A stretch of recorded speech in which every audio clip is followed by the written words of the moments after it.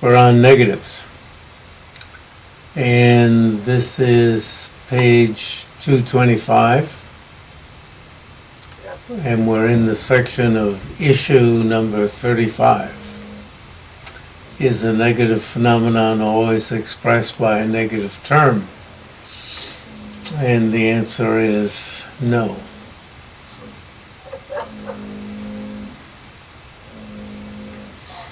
Yesterday, when working with Kathy Rogers, in preparing for working with her, I came upon the section in Giant Sheba's text that she's working on. She's working on Giant Sheba's presentation of signs and reasonings. And there's a long section on impermanent. And I thought, oh, this is just what we need. And it'll take quite some time for her to get to that point. And then, well, at least we'll have his definitive position. As I remember, and what I said last time, was that Giant Sheba takes impermanent to be a positive phenomenon. But in any case, my memory is quite clear that Benjamin Sunam Trakpa of Losaling and Ganden Janse, North Point, takes it to be a positive phenomenon because the definition is positive. The definition being momentary. Gechikma.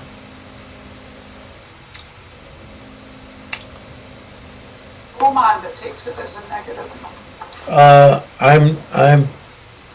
Well, that's what it says here in this chapter. Yeah. And Ngag-wang-tra-shi can't be. I was a bit surprised. I thought Giant Sheba was like Benjamin Sunam Trakpa, which Giant Sheba usually isn't like Benjamin Sunam Trakpa. Yeah. Except that they're both followers of Tsongkhapa.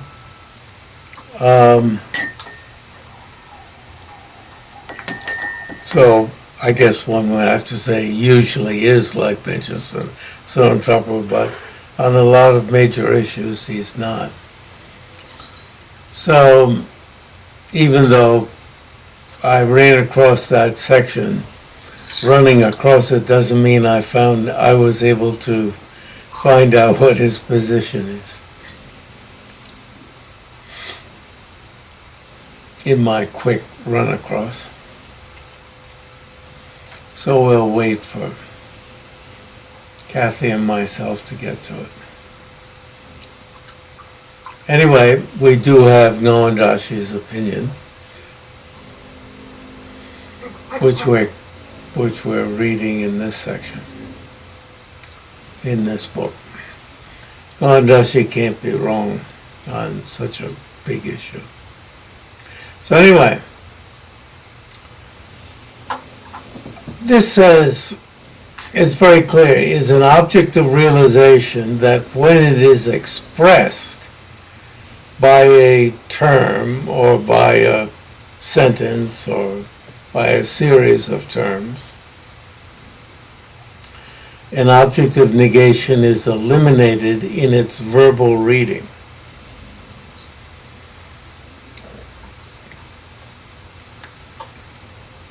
I think that clears up some of what at least I was talking about. I usually say we were talking about, we were discussing. It's an object of realization. It's an object that when you express it, an object of negation is eliminated. Or that explicitly appears in a manner, blah, blah, blah, when its aspect appears to an awareness.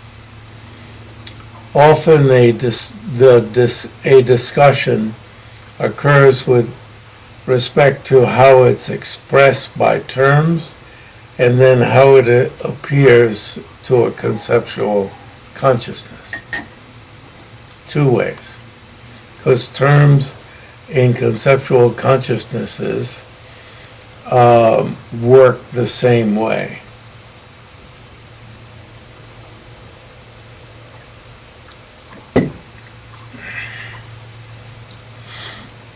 And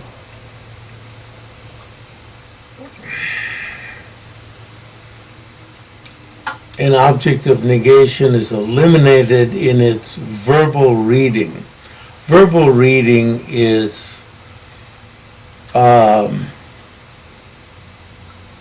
loose translation.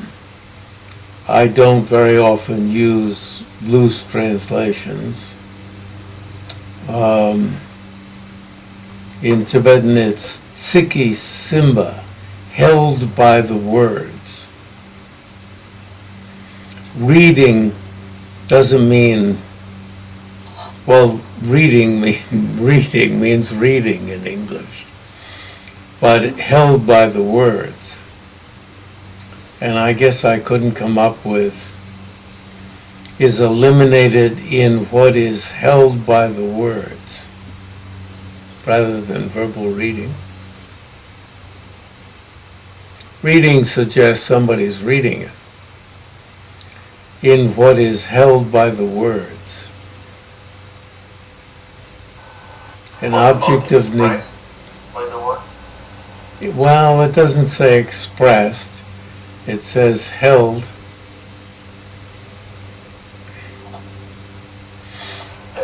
I think if I used held by the words in it, we'd get used to it.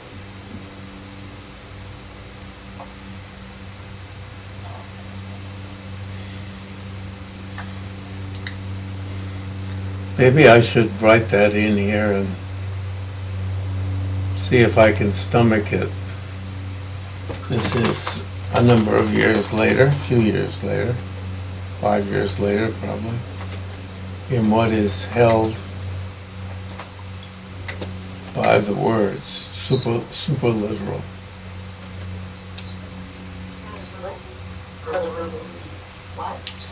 An object of negation is eliminated by, it is tsiki simba, no, in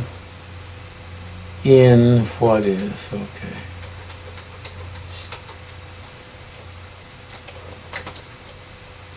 In what is held by the words. It's probably less difficult than its verbal reading. Suggests somebody's reading it out loud. Held by the words doesn't do Huh? much. Held by the words doesn't do much for me. Yeah. It's verbal reading. Its verbal reading means in the words themselves. Noumenon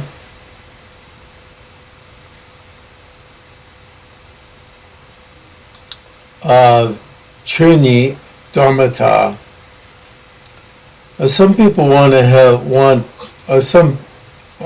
trying to avoid the word hold.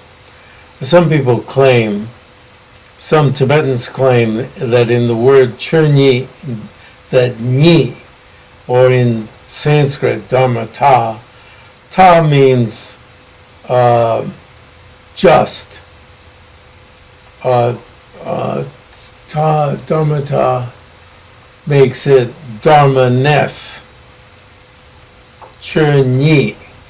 In Tibetan, it's like just chur, just dharma. Fire-ness. Me ni. ness, dharma ness. But that hardly, when you read Sanskrit, translations from Sanskrit, there's often a lot of ness. It means ultimate reality. And so some people claim that that me is a negative term. This is not accepted in this tradition. And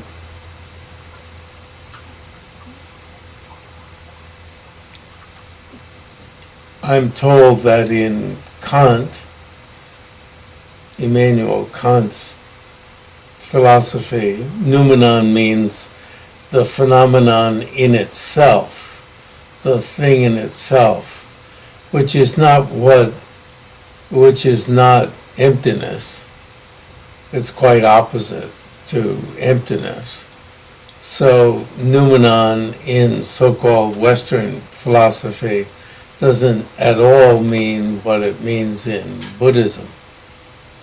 But I found one dictionary, probably 30 or 40 years ago, which said noumenon means reality. That dictionary, that meaning was taken out of that dictionary eventually. So that was the only dictionary I found where noumenon meant that.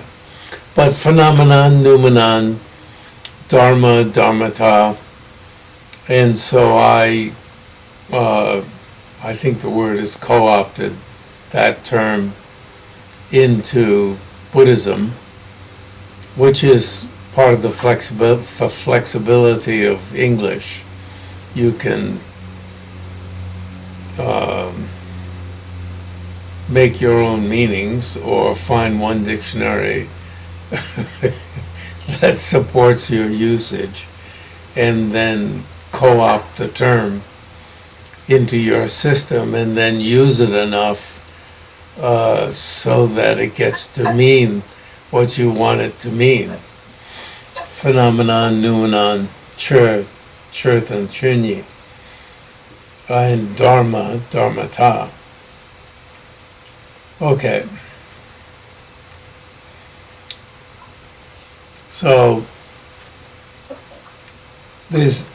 in the case of dharmata, there is no negative term, but when emptiness, when its meaning appears to the mind, there's an appearance within the aspect of some elimination appearing. What's being eliminated?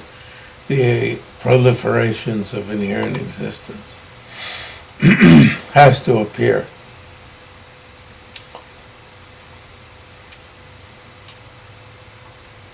So then, Ngag-wang-tra-shi makes up a definition, and in the Tibetan, it should say Rang Su. Su should be added, not Rang Dokpe. Su Dokpe Le. For anyone who's fixing up, or for anyone who's reading this Tibetan. Then, here are people often call, or many people call, Turnchik, this word equivalent, the four, negative, exclusion, other exclusion, and isolate, are equivalents, synonyms. There's another word that probably is better for synonym. In Tibetan, it's Mingin Namtang. And if one uses synonym for that, then Turnchik. Turnchik means same meaning. But even same meaning doesn't quite work out. Negative and exclusion have the same meaning. What Turnchik ends up meaning is that whatever is a negative is an exclusion, and is an other exclusion, and is an isolate. Whatever is the one is the other. In other words, you can use all four of these interchangeably. The one, whatever is the one is the other. But each of these has its own meaning.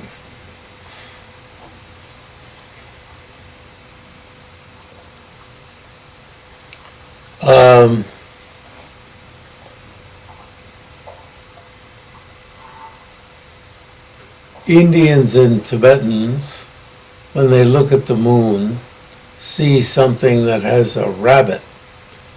In the middle, it has the outline of a rabbit. I've never seen the rabbit in the moon.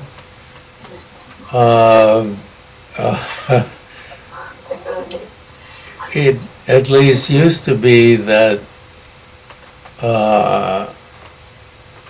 Westerners, again, I don't know how many European countries it was, and North Americans, who knows how many North Americans.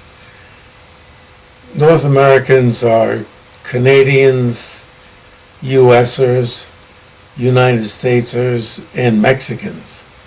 A lot of people don't think Mexico is part of North America. It is. The Mexicans are really insulted when Mexicans aren't included in North America. See Man in the Moon. Now, I'm guessing that that's a face of a so-called man. I don't know if it could be a man standing up, but how you know it's a man and not a woman? Or if it's generic man, so-called, which term is probably used still by some archaic men. But I've never seen the Man in the Moon either. But, okay, that thing which has the rabbit, so Ryuonjin, the thing having the rabbit and the moon, are synonyms for, I don't know how many Asians, how many areas in Asia. They're synonyms. But thing having the rabbit, Ryuonjin and moon, do they have the same meaning? In a certain sense, but not in another sense. So Georges Dreyfus, who was the first white guy, let's put it that way, is a Swiss, to get the Geshe degree, suggested equivalent as the translation for Turnchik. And the Uma Institute adopted his insistence that this be the translation. And it works pretty well. And we use synonym for Mingi Namtang. So there's a Turnchik Mingi Namtang in debate manuals. So that's equivalent and synonymous.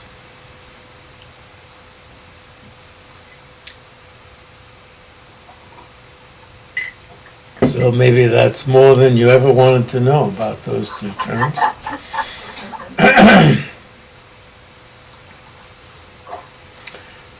Other exclusion means exclusion of the other. So you can see that exclusion and exclusion of the other undoubtedly would mean the same thing. So those are probably equivalent and synonym and synonymous. We can get beyond that.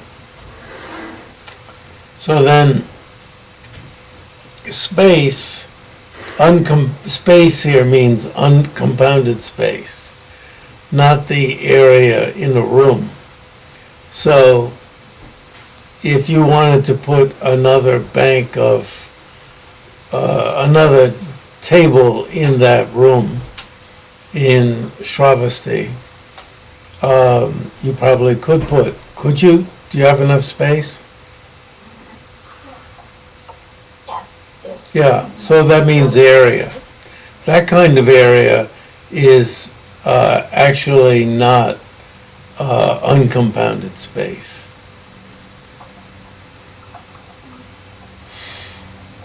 According to the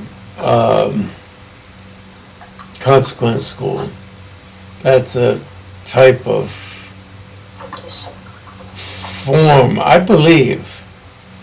Anyway, this intermediate space that appears to the eye consciousness is a form.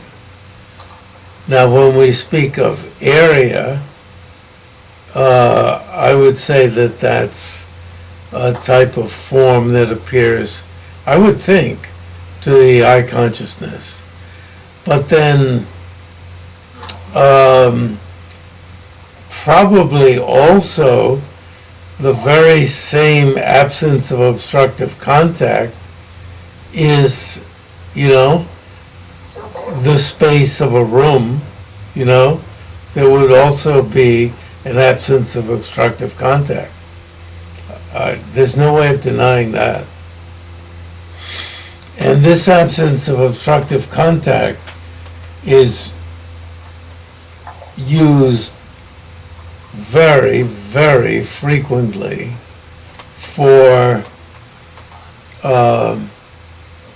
as a metaphor for emptiness. Very frequently in sutra and so forth. Because it serves as a way for getting at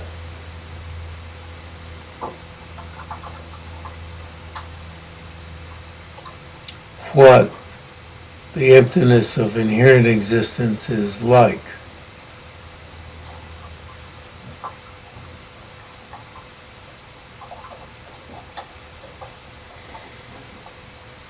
So if I put my cup is here, I can put it here because there's an absence of obstructive contact here.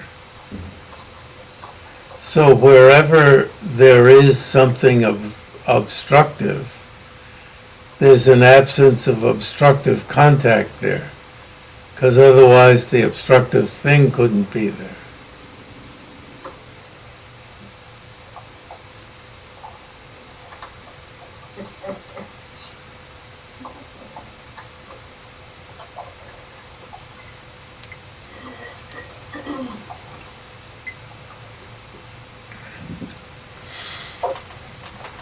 So it's used very, very frequently.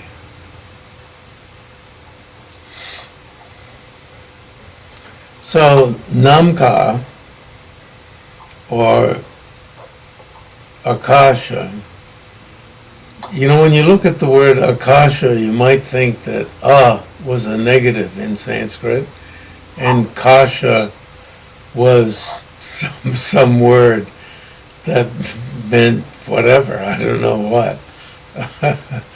But nobody brings that point up. I didn't look in a dictionary, Sanskrit dictionary this morning, to see what kasha means, and to see if could be the negative of kasha. But that I'll claim is not the case. It's not like non-kasha, akasha. And this kasha means obstruction, and it's the Yes, but negative of that. have fun. Please look it up in a dictionary. Right now I'm looking at the Jains say where refers to towards, and kasha refers to be visible or to appear. Towards appearing, wow. Thus, akasha is the subtle background against which everything in the material universe becomes perceptible. That's according to the Jains. Yeah. That's nice to know. It actually is. So we could look it up in a number of systems.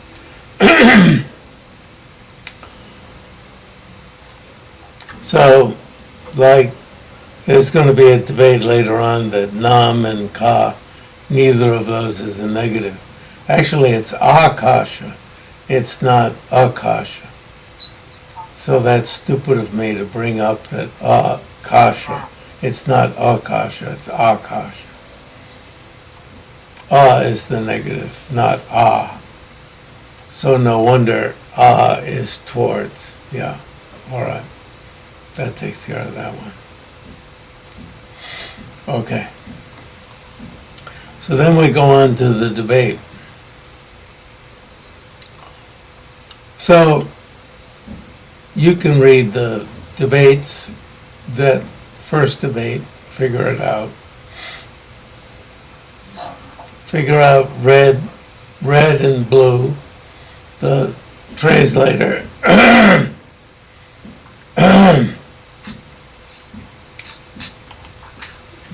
I'm praising myself, tells you by using red that that's wrong. Blue means right.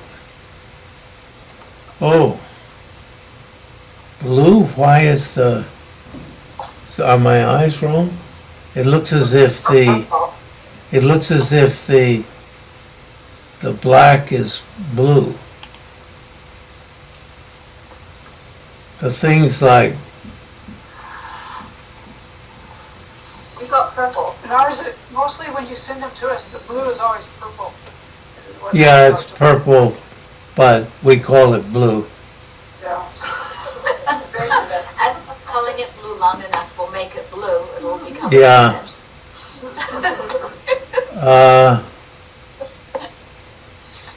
My eyes have gotten weird. The cheer shouldn't be blue. It should be black. I'll have to look at it on a different screen. I've got a weird screen in this location.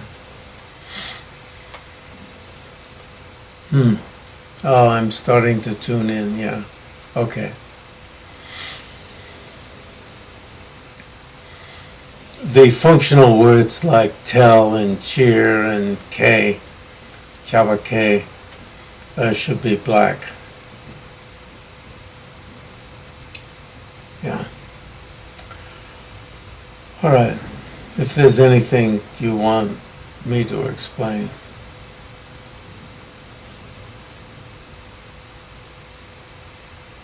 But it's not we're not doing a Tibetan class.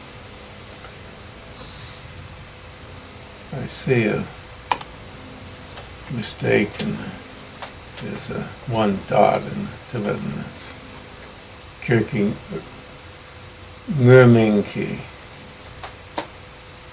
Anyway, it's lacking a dot. Then Numenon.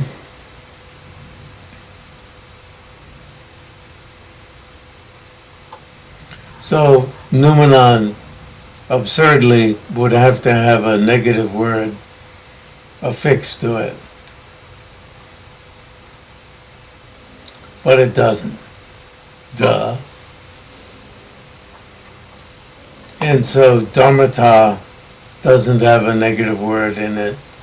Trinyi doesn't have a negative term in it. You know, it's just bringing home these points and using the format of debate to bring these points home.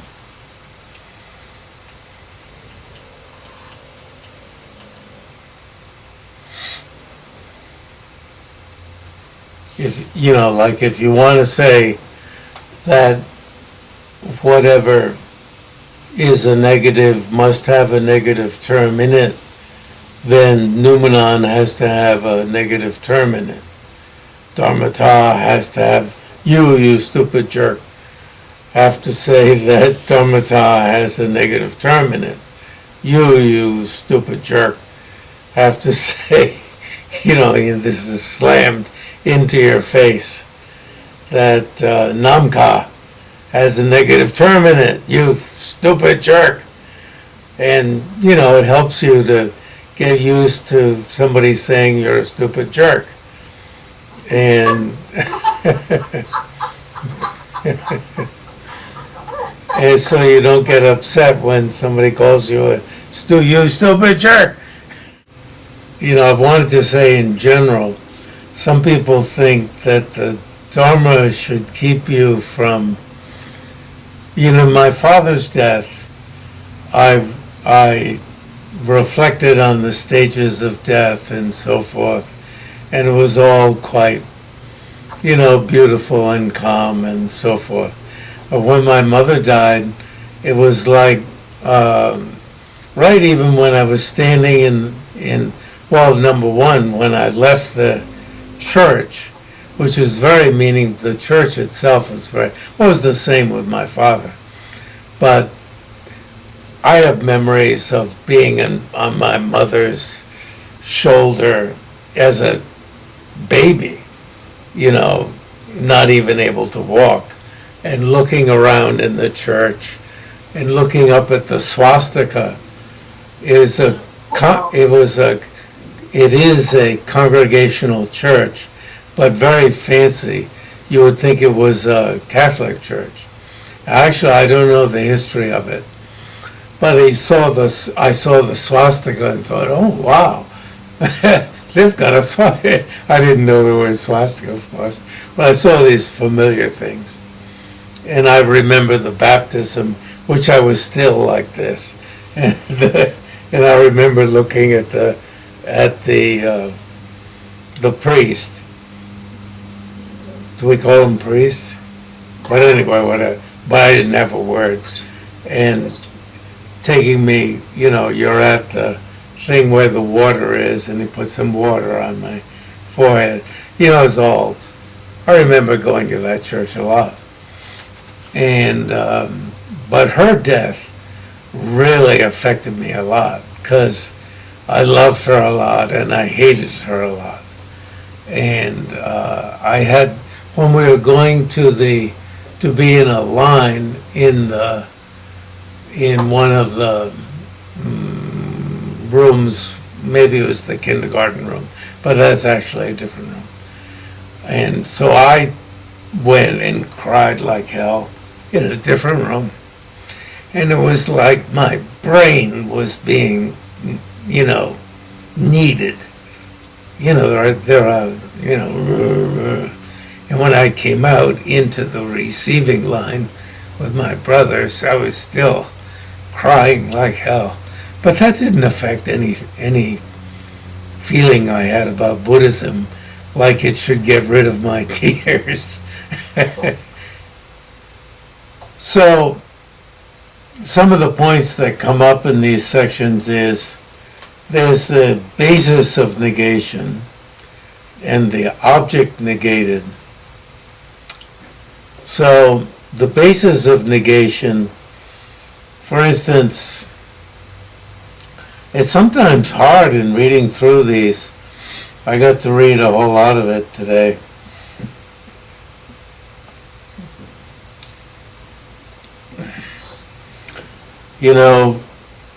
If we consider fat Devadatta, you get to see the prejudices of a culture, fat shaming.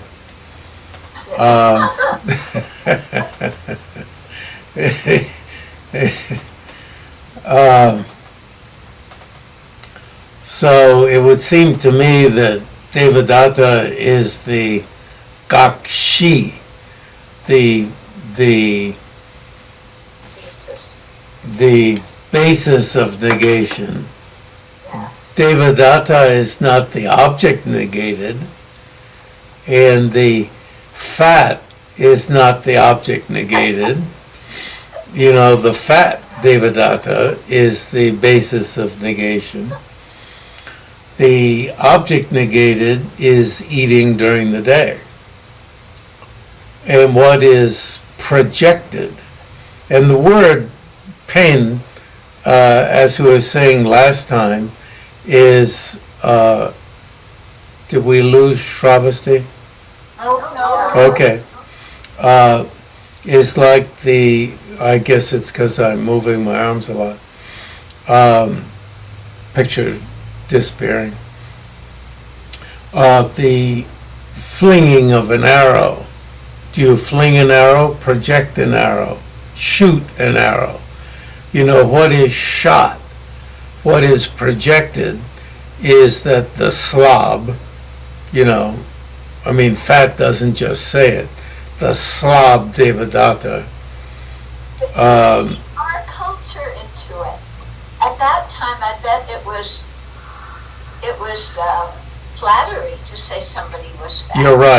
You're right. And right through, certainly through the 1950s in Tibet, the fatter you were, the more prosperous you were.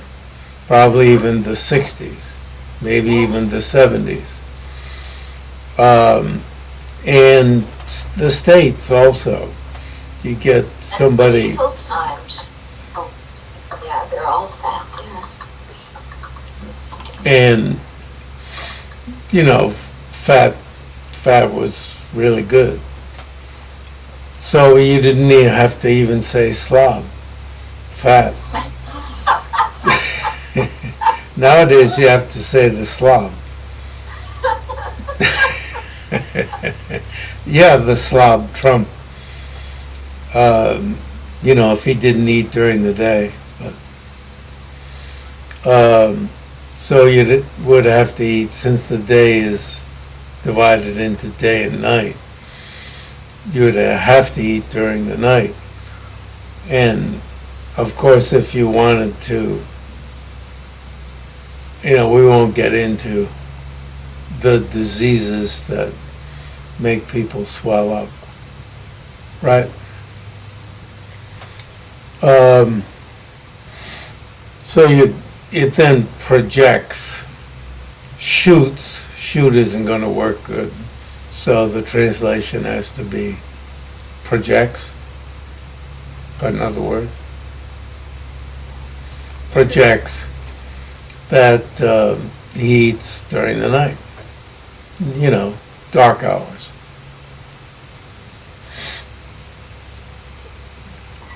And you know, prostitute doesn't work. You know, sex worker doesn't work during the day. Works at night. You know, a certain sex worker. Some sex workers, oh no, this one doesn't work at night. You get the point. Works during the day.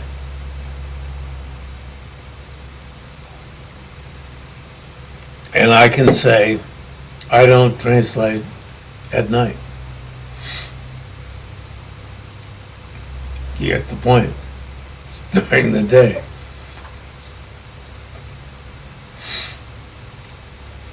So, what's projected?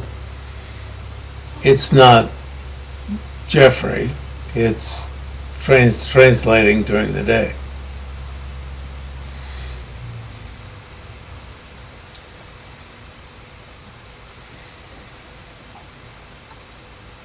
So you have to get straight. There's one of them in here that I felt the basis of negation was getting mixed into what was being projected. But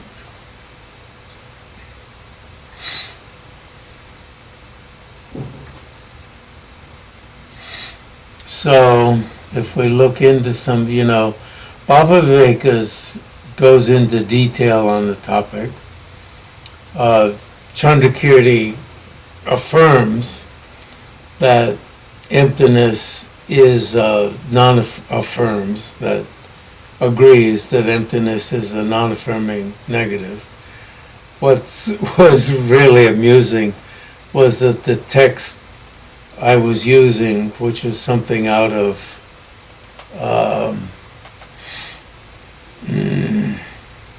well, it was one of the texts, a book, Western book, Codex book, had a misprint.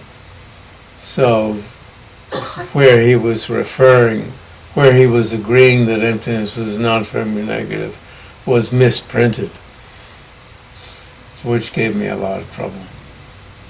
But that's using this class to tell you some of my history.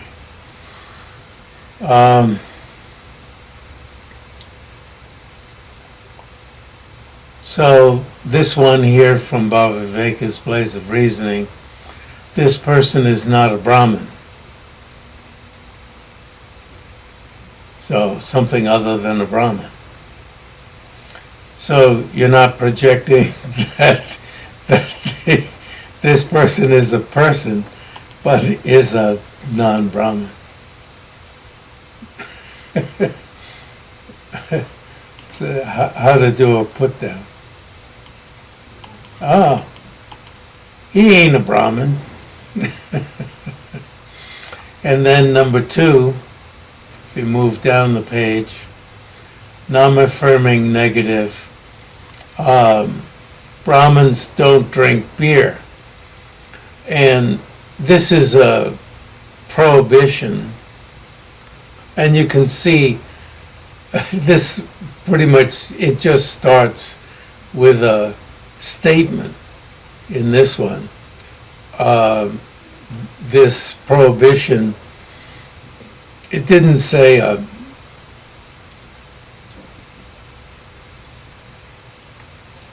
because, well, this is one that really makes you think, well, this is a prohibition, not a, what is this, a non-beer drinking Brahmin?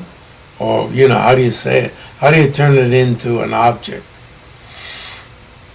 But Brahmins don't drink beer. And the point isn't that they drink something else, it's just in a list of prohibitions. You have to get context. And in the middle of that, it says the statements Brahmins do not drink beer simply refutes or forbids. I would think simply negates rather than refutes, but there's no big deal. Negates, I mean, the word is gok. So I felt today a better translation would be negate. Brahmins, there are other beverages, obviously, and Brahmins do drink other beverages, but it's really nice that they don't quibble about this. The point of the prohibition is just part of a listing of prohibitions. It's cool.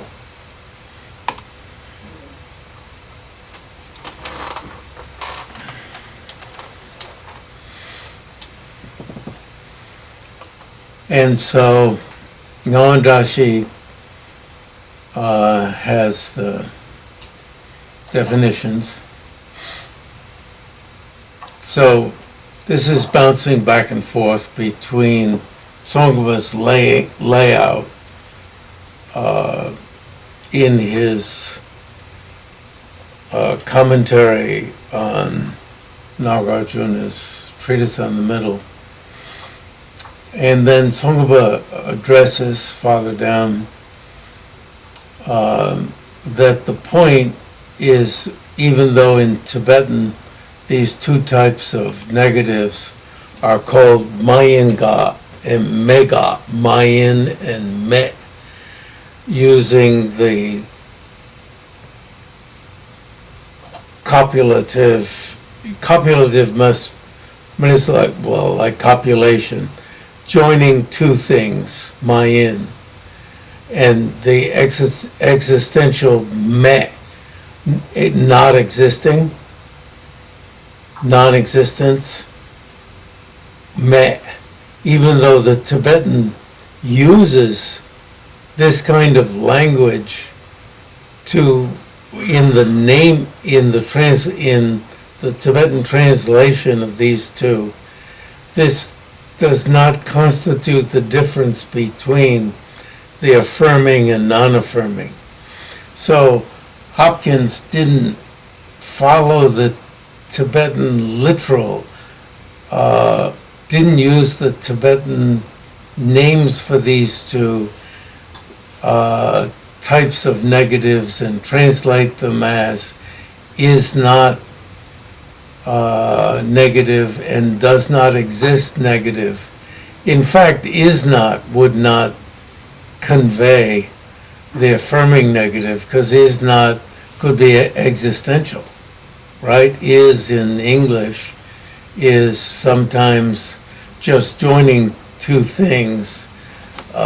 This cup, the color of this cup is red and blue, right? The colors of, the color of this cup is white. Is just joining color and white. It's not existential.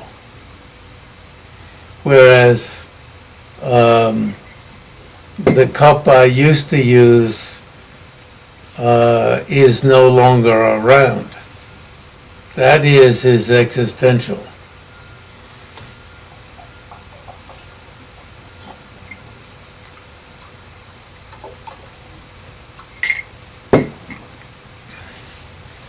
Mayin in Tibetan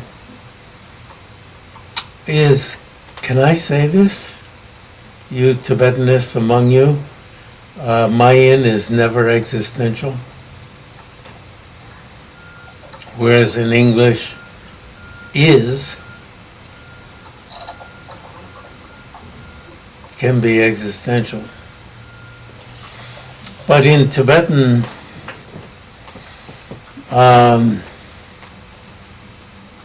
for instance, Dakle Mayin is not from itself.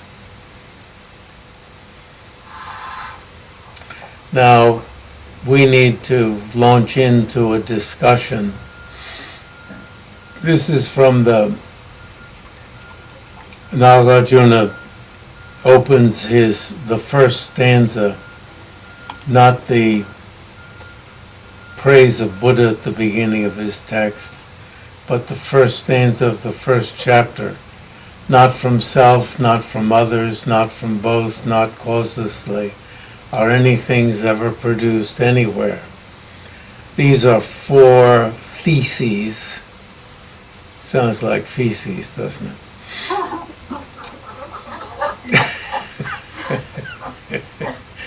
And you say, no shit.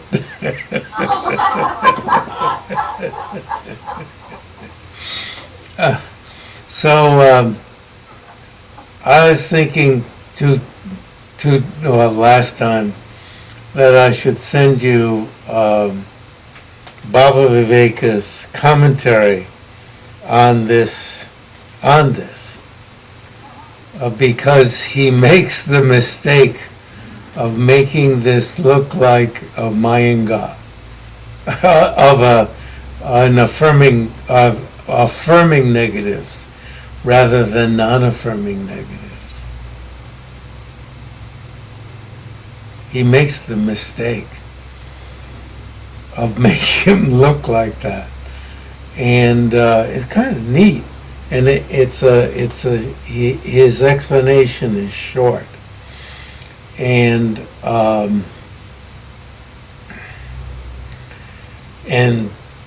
Bhava Viveka jumps all over him for this, and then Chandrakirti comes to his defense and says, "But Buddhapalita didn't mean that."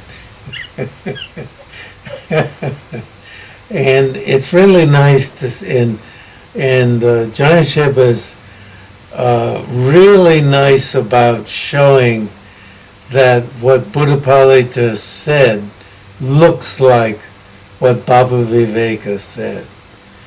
And that even if Chandrakirti comes to Buddhapalita's defense, what Buddhapalita said really looks like this. And so it's a good opportunity for all of us to look at these four, which are four reasons to prove a non-affirming, four non-affirming negatives to prove something, to prove the absence of inherent existence. And I feel we shouldn't just let it pass by, but it wouldn't be, a big diversion, but we shouldn't just let it pass by. It's really marvelous how it's not, these things are not things I say. They're things that Ngag-wang-tra-shi and so forth say. So they're really gems of that explain what's going on that's so contrary from what we might think it means. And it doesn't come from me, it comes from these texts that I've been fortunate to take a look at from my 22 teachers. Okay, good day.